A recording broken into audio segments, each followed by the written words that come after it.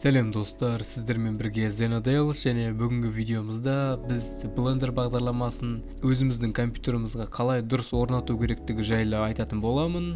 Олай болса, біз бастаймыз. Достар, біз бірінші Google-ға кіретін боламыз. Google-дан дәл осындай бет ашамыз және іздеу батырмасына Blender деп жазамыз. Бізде Blender download деп шығады. Сол кезде дәл осы кнопканы басатын боламыз. Мұнда қарайтын болсақ, бірінші тұрған бұл біздегі Blender-дің сайты blender.org деп тұр. Және мұнда астына қарайтын болсақ, біздегі Blender-дің версиялары тұрады. Егер сіз мұндағы версияларды түсінбей жатсаңыз, мұндағы 4.2 версиясы бұл жаңа версия, 3.6 версиясы бұл ескі версия. Өйткені бұлардың айырмашылығы ішіндегі интерфейстер, функциялар, модификаторлары, жаңа модификатор, жаңа материалдан немесе жаңа да бір интерфейстер қосылуы мүмкін.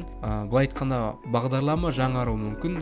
Осының орнын толтырып отырады. Егер сіздің компьютеріңіз мықты болса, егер сіздің компьютеріңіз ауыр бағдарламаларды көтере алатын болса, мен ұсынған бірінші 4.2 версиясын тартып алғаныңыз жақсы, өйткені ол сіздің компьютеріңізге онша күш түсірмейді. Егер сіздің компьютеріңіз орташа болса, бұл версияны емес, сіз 3.6 версиясын тартқаныңыз дұрыс, немесе 3.3 версиясын тартқаныңыз дұрыс. Мен достар, енді біз Blender бағдарламасын тартатын боламыз. Blender бағдарламасын тарту үшін дәл осы сайтты басып, Blender сайтына кіреміз. Blender сайты ашылды. Енді біз жай ғана Download Blender деп басамыз. Енді күту ғана қалды. Міне достар, бізде дәл өйстіп автоматты түрде өзі тартылатын болады. Міне менде тартылып жатыр. Қазіргі Blender версиясы 4.3 екен, орны 345 мегабайт екен. Қазіргі Blender 4.3 версиясының орны 345 мегабайт екен. Міне достар, сіздермен бүгінгі видеода Blender бағдарламасын тарту, көрсету болатын. Міне мен сіздерге дәл осы сайтты осы видеоның астына қойып қоятын боламын. Сол сілтеме арқылы өзіңіздің